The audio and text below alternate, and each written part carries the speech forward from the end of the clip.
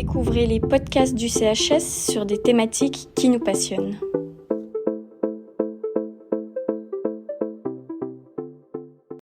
Bonjour à toutes et à tous. Aujourd'hui, nous avons le plaisir d'accueillir Dr Hugo Nashberg, chercheur en neurosciences et cofondateur de Neuria. Neuria est une entreprise suisse qui développe des situations fondées sur la science pour améliorer la santé publique. Elle a notamment développé l'application The Diner pour permettre aux utilisateurs de changer leur comportement alimentaire dans la vie réelle par le biais d'enjeux. Donc avant d'entrer dans le vif du sujet, est-ce que vous pourriez vous présenter en quelques mots ? Alors bonjour à tous et à toutes, je m'appelle Hugo, je suis psychologue, j'ai un master que j'ai eu à Fribourg et puis j'ai continué mes études en doctorat en médecine où là j'ai étudié le comportement alimentaire et comment est-ce qu'on peut changer le comportement des gens avec un entraînement cognitif. Ok, très bien, merci beaucoup. Donc pour commencer, je vais vous poser quelques questions sur les neurosciences. Comment est-ce que vous définiriez simplement les neurosciences ? Alors les neurosciences, c'est un terme qui est très vague, c'est tout ce qui concerne le cerveau. Nous, ce qu'on fait, ça ne va pas être la neuroanatomie, on va regarder qu'est-ce que le cerveau fait quoi exactement, mais on va parler de neurosciences cognitives, où là, on va créer des liens entre le comportement réel d'une personne et qu'est-ce qui se passe à l'intérieur de sa tête. Et pourquoi cet intérêt pour les neurosciences ? Alors l'intérêt pour les neurosciences, il est très large. C'est concrètement qu'est-ce qui nous constitue en tant que personne, que personnalité. Pour moi, les neurosciences, c'est un moyen de vraiment comprendre qui on est et comment est-ce qu'on peut aider les gens et leur comportement de manière précise, de manière ciblée. Et qu'est-ce que les neurosciences apportent dans le domaine des soins de la santé ? Beaucoup de maladies, que ce soit la santé mentale ou des maladies neurodégénératives, ont besoin de progrès en neurosciences. On pense par exemple à tout ce qui est Alzheimer, Parkinson, épilepsie, mais pour la santé mentale, tout ce qui est psychiatrique. Nous, on va agir de manière sous-clinique, on va plus faire de la prévention. On va chercher à vraiment améliorer le comportement des gens, mais au lieu de le faire de personne à personne, de discours à discours, comme on serait en thérapie, on va changer implicitement leur cerveau pour qu'ensuite leur comportement change. Donc on va prendre les neurosciences comme un moyen détourné d'aider les gens. Et pensez-vous que les neurosciences sont un peu un effet de mode, parce qu'on en entend quand même beaucoup parler ces temps ? Alors, je pense que l'effet de mode de la neuroscience, ça dure depuis plusieurs centaines d'années. On avait la phrénologie, où les gens ils cherchaient à savoir si les gens étaient bons en maths en palpant leur crâne. Donc ça, c'était déjà des débuts de la neuroscience. Après, c'est vrai que la neuroscience a énormément évolué, ça a explosé, et je pense que c'est grâce aux nouvelles technologies. Maintenant, on peut vraiment regarder quelqu'un de conscient, on peut prendre un appareil et puis voir dans son cerveau de manière pas trop chère, de manière peu invasive, et ça, c'est récent. Donc du coup, on a beaucoup plus d'argent et de techniques pour pouvoir regarder comment les gens se comportent, et donc du coup, il y a une effervescence. Mais je pense que la mode de la neuroscience, elle est quand même depuis un beau bout de temps. Ok. Comme je l'ai dit précédemment, vous êtes cofondateur de Neuria. Est-ce que vous pouvez nous en dire un peu plus sur votre entreprise ? Qu'est-ce que Neuria ? Alors Neuria, c'est une start-up, donc c'est une spin-off de notre laboratoire de recherche à Fribourg qu'on a fondé en avril 2021, qui sert à développer des interventions sous forme de jeux vidéo pour aider le comportement des gens. Actuellement, on se concentre principalement sur le comportement alimentaire, où on demande aux participants, aux utilisateurs, de jouer à notre jeu et de voir comment est-ce que ça peut aider leur manière dont ils consomment. Mais Neuria, c'est principalement une manière pour nous de délivrer le produit de nos recherches et d'utiliser les bénéfices pour continuer de faire des boucles fermées dans la recherche.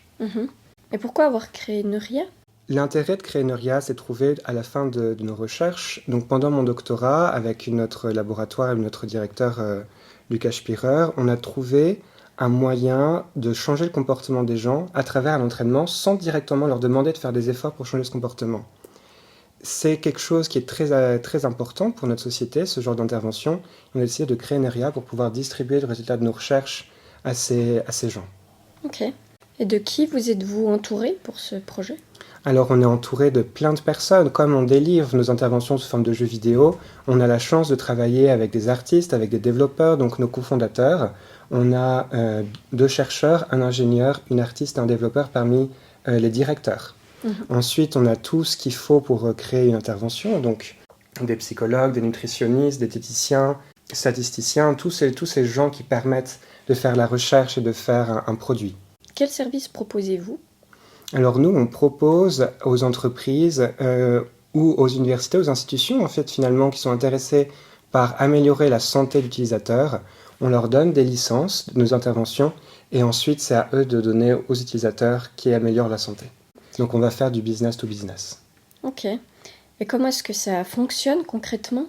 Notre intervention, ça fonctionne sur le principe de quand j'aime quelque chose, je veux l'approcher. Quand j'aime pas, je me retire. Je vous réexplique. Si je vois un chat dans la rue, j'aime beaucoup les chats, je vais vouloir l'approcher. Je vais avoir un mouvement moteur vers l'objet d'attirance. Par contre, si je vois quelque chose de dégoûtant, imaginons je vois du vomi par terre, je vais vouloir me retirer. Ce comportement moteur, il est inné, il est vrai chez toutes les espèces qui ont un cortex moteur. Donc, chez un ver de terre, c'est vrai aussi. Il voit quelque chose qu'il n'aime pas, il part. Sauf que dans le cerveau, les choses vont dans les deux sens. Si je vous apprends à approcher quelque chose, vous allez le préférer à la fin. Et si je vous apprends à vous retirer sur quelque chose, vous allez moins l'aimer. Donc, de notre intervention, les participants voient des images d'aliments sains et malsains. Et dès qu'il y a un aliment malsain, la règle du jeu veut qu'il se retire, qu'il n'appuie pas sur les aliments malsains. Okay. Et ça fait qu'ils aiment moins les aliments malsains après. Et ça, on le retrouve sur des manières très robustes, avec des questionnaires, sur des effets réels. On publie tous ces résultats. Ok.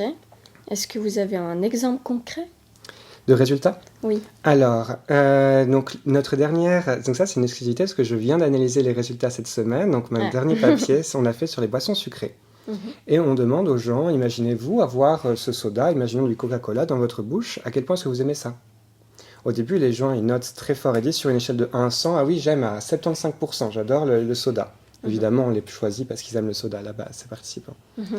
Et l'eau, lorsqu'on leur demande, imaginez-vous avoir de l'eau dans la bouche, ils disent moyen, 50-60%, voilà, l'eau c'est bien, mais on s'en moque. Après le jeu, on voit un shift, une modification complète de cette manière de voir les choses. Les gens, après, aiment le Coca-Cola comme de l'eau avant, et ils aiment l'eau comme si c'était du soda après. Donc il y a vraiment une modification complète de la manière de voir ces aliments après notre intervention. Donc ça, c'est un résultat qu'on va pouvoir publier en juin, je pense. Et pourquoi est-ce que vous utilisez la technique du jeu vidéo? Les jeux vidéo, c'est un média qui est très attrayant. On a des points, on a des scores, on a des choses belles qui arrivent sur l'écran, et ça donne envie de continuer. Notre intervention, elle marche après quelques minutes, sauf que l'effet ne persiste pas avec le temps. Plus les gens jouent, plus l'effet persiste. Donc c'est important de faire plusieurs jours pour que l'effet dure sur les mois. On demande aux gens de faire entre 5 et 20 jours de jeu, 20 minutes par jour, et pour pas que ça devienne ennuyant, il faut que le tout soit très attrayant, d'où l'intérêt d'un jeu vidéo. Ok. Et quelles observations avez-vous fait sous l'angle des neurosciences après l'utilisation des jeux, et avec quel outil? Alors notre outil qu'on utilise, on appelle ça un électroencéphalogramme, donc c'est un bonnet qu'on met sur les participants, et on regarde en temps réel leur cerveau, comment est-ce qu'il bouge.